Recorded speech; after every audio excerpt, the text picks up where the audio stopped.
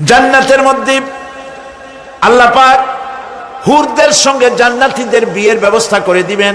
কোরআনে কারিমে আল্লাহ পাক বলেন, মুত্তাকিইনা আলা সুরুজিম মাসফুফাতিন ওয়া যাওয়াজনাহুম বিহুরিন ঈন।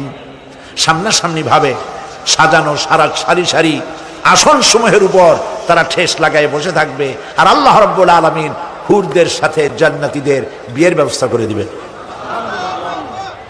যেসব হুরের সঙ্গে বিয়ে হবে তাদের আল্লাহ পাক বিবরণ দিচ্ছেন কি রকম হবে তারা। লাম ইয়াতমিসহুন্না ইনসুন ওয়ালা জান। এর পূর্বে জিন এবং ইনসান এদেরকে কেউ স্পর্শ করে নাই। কি রকম তারা? কাআন্নাহুন্নাল ইয়াকুতু ওয়াল মারজান। যেমন ঝিনুকের ভিতরে মণিমুক্তা থাকে, এইভাবে আল্লাহ পাক তাদেরকে পবিত্র করে রেখে দিয়েছেন। আমার প্রিয় ভাইরা, আল্লাহ রাব্বুল আলামিন কোরআনে কারীমের ভিতরে বলেছেন, ফাবিআইয়ি আলা'i রাব্বিকুমা তুকাযযিবান।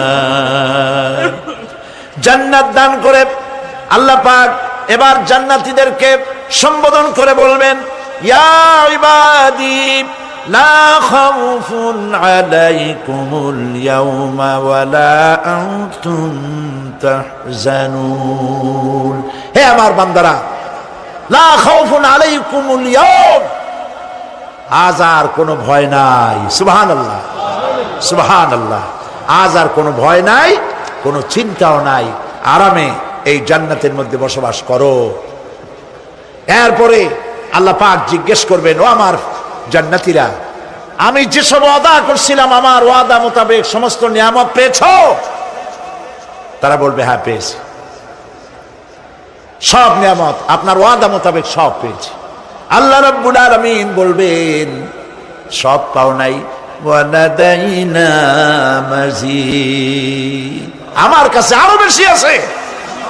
সুবহানাল্লাহ, আমার কাছে আরো বেশি আছে। জান্নাতীরা বুঝবে না সে আরো বেশিটা কি, এর থেকে আর বেশি কি। প্রিয় ভাই সব, নবী করিম সাল্লাল্লাহু আলাইহি সাল্লাম বলেছেন, জান্নাতের সুখ আর শান্তি কোন চোখ নাই যা দেখেছে, যা কোন অন্তঃকরণ নাই যা কল্পনা করতে পেরেছে। এই জান্নাত মুত্তাকিদের জন্য আল্লাহ রাখছেন। সুবহানাল্লাহ। জান্নাতীরা ভাবতেও পারবে না সেই নিয়ামতগুলি কি। প্রিয় ভাই সব, সেই মুহূর্তে আল্লাহর নবী মুহাম্মদ রাসূলুল্লাহ সাল্লাল্লাহু আলাইহি ওয়াসাল্লাম বলবেন, রব্বুল আলামিন, আমার উম্মতেরা জান্নাতীরা বুঝতে পারে নাই আপনার কাছে কি নিয়ামত আরো বেশি আছে। আমার এই উম্মতেরা জান্নাতীরা আপনার ওয়াদা মোতাবেক সব পেয়েছে, কিন্তু একটি জিনিস এখনো তাদের কিসমতে হয় নাই। সে জিনিসটা হলো, যারা তার রবকে না দেখে শুধু কোরআন আর হাদিসের কথা শুনে আরবের ঘুম হারাম করে তাহাজ্জুদের নামাজ আদায় করেছিল, চোখের পানি ফেলেছিল, যারা জান্নাত দেখে নাই, জাহান্নাম দেখে নাই, আপনাকে ভয় করে যারা জীবন পরিচালনা করেছিল, যারা আপনাকে দেখে নাই, না দেখে শুধু কোরআন হাদিস বিশ্বাস করে যারা অকাতরে নিজেদের জীবন বিলায় দিয়েছিল, এই জান্নাতীরা এখন পর্যন্ত তার রবকে দেখতে পারে নাই। আল্লাহ রাব্বুল আলামিন তার সামনে থেকে ৭০,০০০ পর্দা সরে যাবে। আল্লাহ পাক বান্দাদের আরজি পুরা করার জন্য জান্নাতীদের সামনে তিনি জালোয়া ফরোজ হবে। কোরআন শরীফের ভিতরে আল্লাহ পাক বলেন, জান্নাতীরা তারা আল্লাহর দিকে, জান্নাতীরা তার রবের দিকে তাকিয়ে থাকবে, আর রব তার বান্দাদের দিকে তাকায়া থাকবে।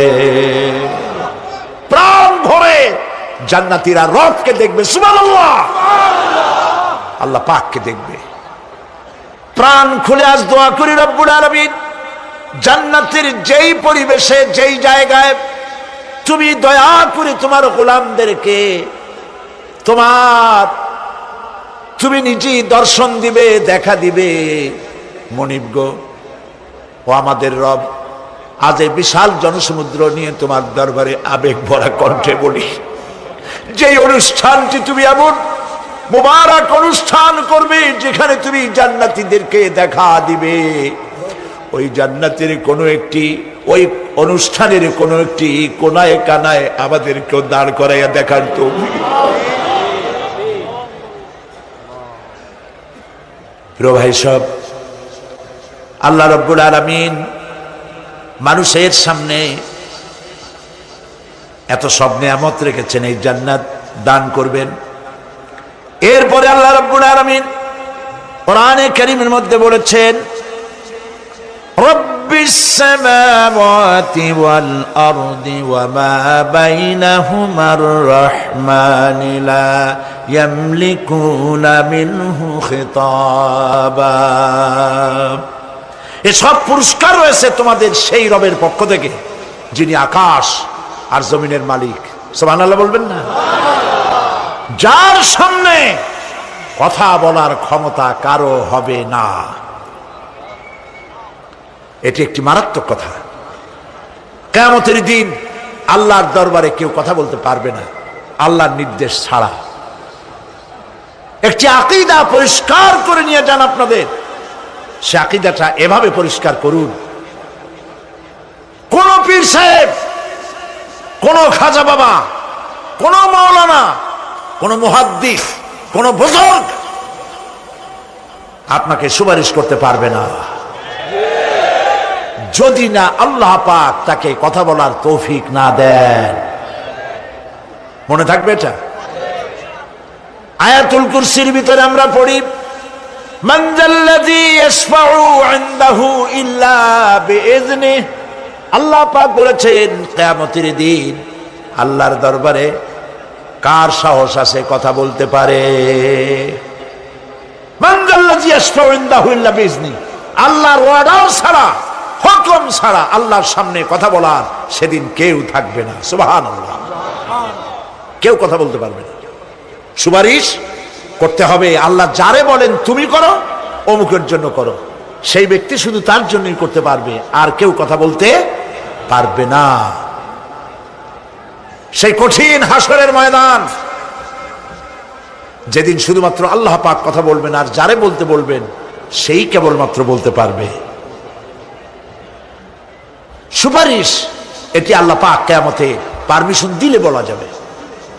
হযরত ইব্রাহিম আলাইহিস সালাম, হযরত ইব্রাহিম আলাইহিস সালাম কিয়ামতের দিন তার নিজের পিতা সম্পর্কে সুপারিশ করবেন, রব্বুল আলামিন আমার আব্বার জন্য সুপারিশ করতেছি, মেহেরবানি করে জাহান্নাম থেকে তারে আপনি রক্ষা করুন।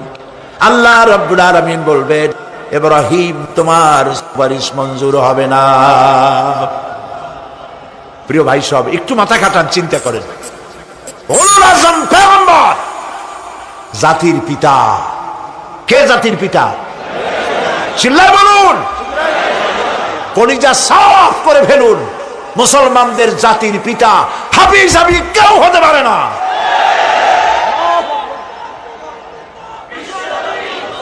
মিল্লাতা আবিকুম ইব্রাহিম। ইব্রাহিম আলাইহিস সালাম এই মিল্লাতের পিতা। সুবহানাল্লাহ। হযরত ইব্রাহিম আলাইহিস সালাম কিয়ামতের দিন বলবেন, আল্লাহ আমার আব্বার জন্য সুপারিশ করছি। আল্লাহ পাক বলবেন মঞ্জুর হবে না। আজর তোমার পিতা হতে পারে, কিন্তু আমার খলিলকে আগুনে ফেলার জন্য নমরুদকে সে সহযোগিতা করেছে, আমি তোমার পিতাকে ক্ষমা করব না। নবী করিম সাল্লাল্লাহু আলাইহি সাল্লামকে সাহাবায়ে কেরাম জিজ্ঞেস করেছেন, হে রাসূল আপনার আব্বা এবং আম্মার অবস্থা কি হবে? নবী করিম সাল্লাল্লাহু আলাইহি সাল্লাম কেঁদে ফেলেছেন, সওয়াব বলেছেন, আমি তাদের কোনো উপকারে আসব না। আল্লাহু আকবার। আপনি মনে করছেন নাকি যে ইয়া নবী সালাম আলাইকা বলি অমনি নবীর সুপারিশ পাবেন? এত সহজ। কতগুলো রসগোল্লা খাইলেন আর বড় একটা মিছিল করলেন আর অমনি চলে যাবেন? পৃথিবীর সব মানুষ, সাহাবায়ে কেরাম বাদ দেন, পৃথিবীর সমস্ত মানুষ একত্রিত হয়ে আবু তালেব রাসূলুল্লাহকে যে ভালোবেসেছেন, ওর 1000 ভাগের 1 ভাগও সারা দুনিয়ার মানুষ রাসূলুল্লাহকে ভালোবাসতে পারবে? পারবে? নিজের ছেলে আলীকে আলী রাদিয়াল্লাহু তাআলা আনহুকে আলাদা বিছানায় শোয়াইয়া, ছোট্ট মানুষ হযরত আলী আলাদা জায়গায় রাখিয়া মুহাম্মদুর রাসূলুল্লাহ সাল্লাল্লাহু আলাইহি সাল্লাম এতিম মানুষ তারে কলিজার সাথে বুকের মধ্যে আশ্রয় করে দিয়ে আগলে রেখেছেন বুক ভরে। সেই আবু তালেব মৃত্যুর সময় নবী করিম সাল্লাল্লাহু আলাইহি সাল্লাম বলেছিলেন, চাচা একটি বার আমার কানে তাওহীদের কালেমা শোনায় দেন। আবু তালেব তার কিসমতে ছিল না কালেমা। মরে যাওয়ার পর একজন সাহাবী বলেছিলেন, ইয়া রাসূলুল্লাহ, মৃত্যুর সময় আবু তালেবের মুখ আমি নড়তে দেখেছি, তিনি কালেমা পড়েছেন সম্ভবত। রাসূলুল্লাহ সাহেব বলেছেন, আমি শুনি নাই। এত ভালোবাসার পরেও হাদিস শরীফে এসেছে আবু তালেব জাহান্নামে যাবে। কোথায় যাবে? জাহান্নামে। সবচাইতে কম আযাব হবে কার? আবু তালেবের। কম আযাবটা কি? হাদিস শরীফে এসেছে কম আযাব হলো জাহান্নামের আগুন দিয়ে এক জোড়া জুতা তৈরি করে আবু তালেবের পায়ে পরিয়ে দেওয়া হবে। সেই জাহান্নামের আগুনের তৈরি করা জুতার তাপে আবু তালেবের মাথার ঘিলুগুলো টকবক করে বউ পড়তে লাগবে। এত ভালোবেসে যদি কিয়ামতে উপায় না হয়, আপনি ইয়া নবী সালাম আলাইকা, ইয়া রাসূল সালাম আলাইকা, আর কতগুলো জিলাপি খাইলেন, বড় একটা মিছিল করলেন। প্রিয় ভাই সব, এইসব বেদাত ছাড়ুন, এগুলি সুস্পষ্ট বিদআত। রাসূলুল্লাহকে ভালোবাসবেন, সাহাবীরা যেভাবে ভালোবেসেছেন ওইভাবে ভালোবাসবেন। আল্লাহ রাব্বুল আলামিন বলেন, যালিকাল ইয়াউমুল হক ফামান শাআ আত্তাখাযা ইলা রাব্বিহি মাআবা। এই দিনটি অবশ্যই আসবে, সেদিনটি নিশ্চিতভাবে আসবে। আর এখন যার ইচ্ছা সে তার রবের দিকে অগ্রসর হোক। ইন্না আনজারনাকুম আযাবান করিবান ইয়াওমা ইয়ানজুরুল মার'উ মা কদ্দামাত ইয়াদাহু ওয়া ইয়াকুলুল কাফিরু ইয়া লাইতানি কুনতু তুরাবা। ইন্না আনজারনাকুম আযাবান করিবা, খুব নিকটবর্তী একটি আযাব সম্পর্কে আমি তোমাদেরকে সতর্ক করে দিলাম। কে বলতেছেন? আল্লাহ পাক।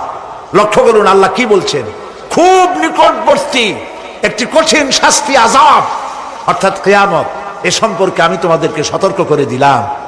ইয়াউমা ইয়ানজুরুল মার'উ মা কদ্দামাত ইয়াদা, সেদিন প্রত্যেকটি লোক যা সে পাঠিয়ে দিয়েছিল এখানে, অর্থাৎ যা করেছিল সেগুলি সে দেখতে পাবে।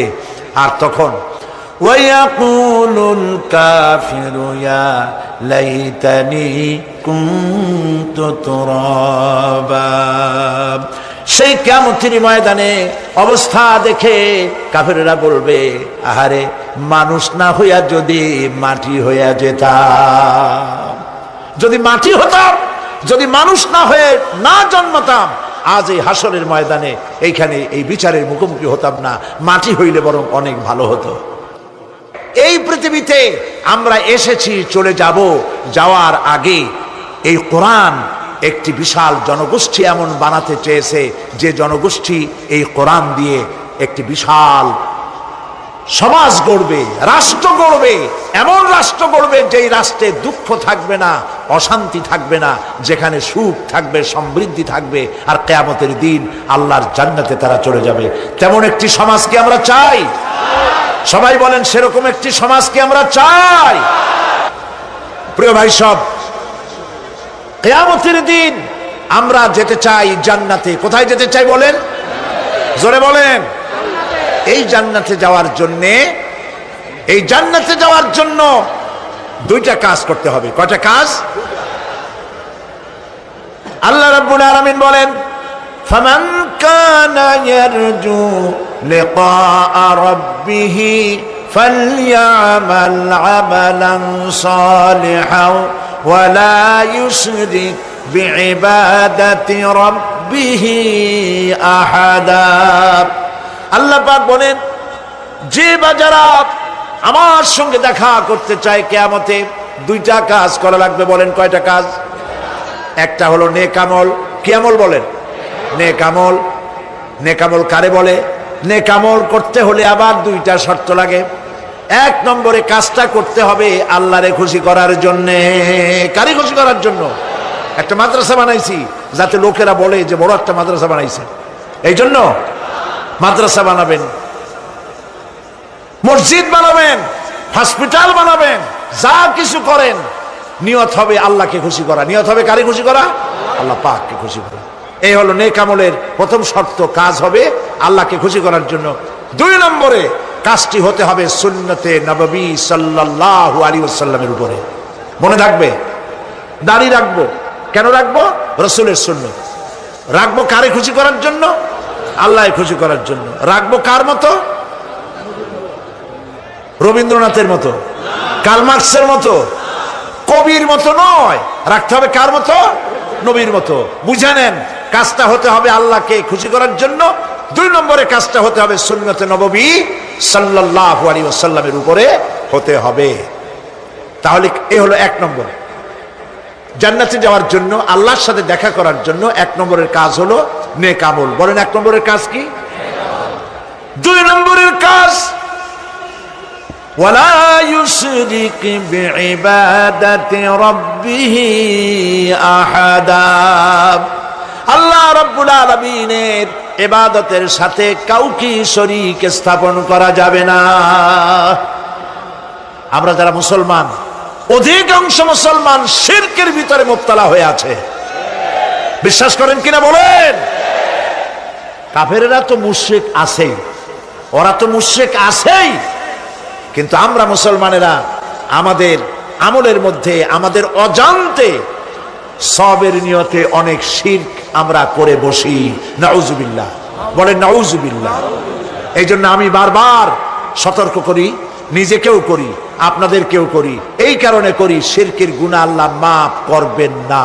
ইন্না শিরকা লাযুলমুন আযীম। শিরক মস্ত বড় অপরাধ, জুলম, আল্লাহ মাফ করবেন না। আল্লাহর কাছে কান্দে কান্দে মাপ চাওয়া লাগবে যে আল্লাহ শিরক থেকে আমাকে রক্ষা করো, বাঁচাও। অনেক গোপন শিরক আছে। মাজারে যান, পীর সাহেবের কাছে যান, মনে যদি নিয়ত থাকে উনি ফু দিলে আমি ভালো হবই, উনি তাবিজ দিলে আমার বাচ্চা হবেই, উনি আমারে দয়া করলেই আমার ব্যবসায় উন্নতি হবেই, এইটার নাম শিরক। এটার নাম কি? ওয়াইজা সাআলতা ফাসআলিল্লাহ ওয়াইজা ইসতাআনতা ফাসতাইন বিল্লাহ। যা বলার আল্লাহরে বলো, আর যা চাওয়ার কার কাছে চাও? চিল্লায় বলেন। কলিজাটাকে পরিষ্কার করে যান আজকের মাহফিলে। এই কলিজায় কারো প্রতি কোনো ভয় রাখবো না আল্লাহ ছাড়া। ভয় করবো কারে বলেন? মহব্বত আল্লাহ ছাড়া, এত বেশি মহব্বত আর কাউকে করব না। আল্লাহ তাআলা আমাদের কলিজায় তোমার ভয় এবং মহব্বত দিয়ে ভরে দাও। রাসূলের মহব্বত দিয়ে আমাদের দিলকে ভরে দাও। বিশ্বাস করুন ভাই সাহেব, কোরআন শরীফ আমার সামনে, বিশ্বাস করুন, দেশি পীর বিদেশি পীর, খাজা বাবা দেশি এবং বিদেশি, কেউ আপনার ভাগ্য বদলাই দিতে পারবে না। এই পিছনে দৌড়ায় দৌড়ায় কোনো লাভ নয়। এতক্ষণ মসজিদের ভেতরে বসে আল্লাহর কাছে কাঁদেন। ওয়াকালা রাব্বুকুম উদউনি আস্তাজিব লাকুম। তোমার রব বলেছে আমারে ডাকো, আমি ডাকের সাড়া দিয়ে দেব। সুবহানাল্লাহ। আর আল্লাহ বলেছেন আমার ইবাদতের সাথে কাউকে শরীক করবে না। খবরদার। আলাইসাল্লাহু বিকাফিন আবদা। আল্লাহ প্রশ্ন করছেন, আলাইসাল্লাহু বিকাফিন আবদা, আমি কি আমার বান্দার জন্য যথেষ্ট নই? চিল্লায় বলুন অবশ্যই যথেষ্ট।